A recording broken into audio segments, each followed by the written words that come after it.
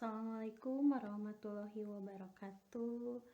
Hai siswa cerdas, semoga dalam keadaan sehat. Mari pada kesempatan kali ini kita belajar bersama-sama tentang teks berita. Sebelum ke materi, mari kita lihat dulu untuk tujuan pembelajarannya. Setelah mengikuti kegiatan pembelajaran, kalian diharapkan dapat mengidentifikasi unsur-unsur teks berita dan dapat menyimpulkan isi teks berita yang didengar ataupun yang dibaca. Apa yang kamu ketahui tentang teks berita? Jika dahulu berita itu disampaikan secara dari mulut ke mulut. Nah, untuk saat ini di zaman modern, berita sudah mudah dicari dan mudah kita lihat, sebab berita disebarkan melalui beberapa media. Untuk definisinya, teks berita itu merupakan teks yang berisikan tentang segala peristiwa yang terjadi di dunia.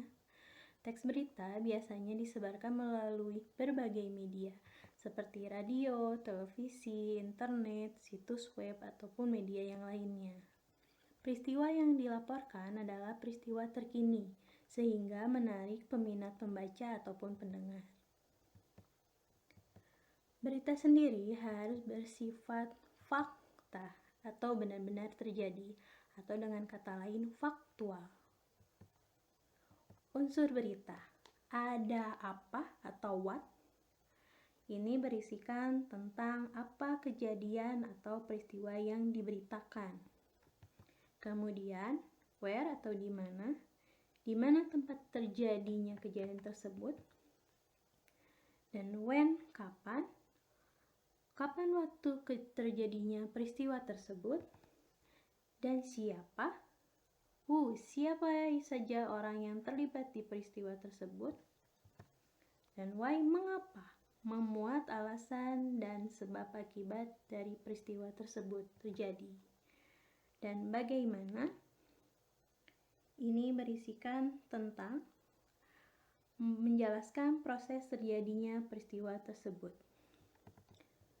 Untuk istilah lain atau dengan kata lainnya bisa kita singkat sebagai adiksimba. Apa, di mana, kapan, siapa, mengapa, dan bagaimana. Dengan kata lain atau 5W 1H. What, where, when, who, why, how. Untuk ciri berita. Berita memiliki ciri berisi fakta dan objektif, unik dan jarang ditemui, aktual atau baru, tidak ada rekayasa, informasi, waktu dan tempatnya jelas, bahasanya baku, singkat, jelas, dan menarik. Judul berita mewakili seluruh isi berita dan disampaikan secara kronologis.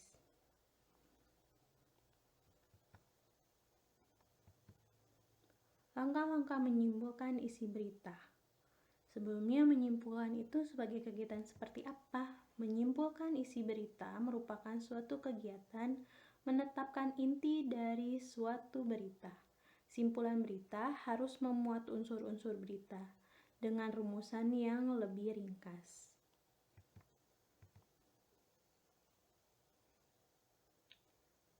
Langkah-langkah menyimpulkan isi berita bisa kita lalui melalui membaca atau menyimak berita dengan seksama.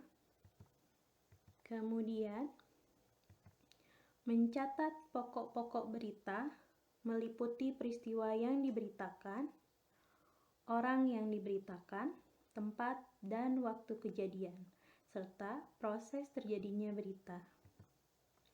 Kemudian, membuat kesimpulan berita dengan cara menyusun pokok-pokok berita, kemudian menyusunkan dalam kalimat simpulan ataupun rangkuman.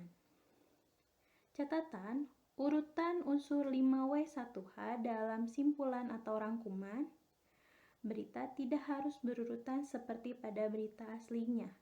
Dapat ditambahkan agar hubungan kalimat lebih runtut dan padu, asalkan tidak menyimpang dari isi berita tersebut.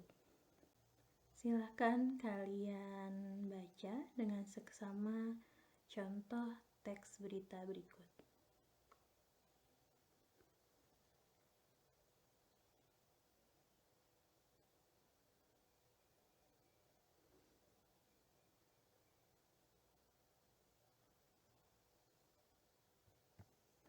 Setelah kita baca dengan seksama, mari kita identifikasi unsur teks berita tadi. Di sini sudah ada beberapa bagian unsur. Kita lihat, kita awali dari apa. Apa peristiwa tersebut? Di sini peristiwa tersebut menceritakan tentang pusat oleh-oleh khas Kabupaten Gunung Kidul, yakni Tiwul Yuktum, yang meraup untung kurang lebih hingga 20 juta sampai dengan 25 juta dalam 2 hari. Kemudian di mana terjadinya peristiwa tersebut?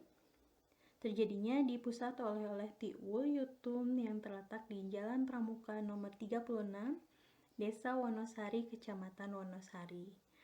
Kapan terjadinya peristiwa tersebut? Terjadi 2 hari pasca Lebaran.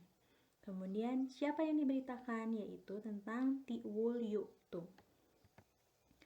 Kemudian mengapa peristiwa tersebut terjadi? Karena libur Lebaran, waktu 2 hari itu meningkat penjualan tiwul hingga mencapai 75% dibandingkan hari-hari biasanya. Kemudian bagaimana peristiwa tersebut terjadi? 2 hari meningkat penjualan tiwul mencapai 75% dibandingkan hari-hari biasa. Untuk kesimpulan berita, berdasarkan unsur yang telah kita peroleh, yaitu dari Adik Simba atau 5W1H, kita rangkum atau kita simpulkan berita tersebut.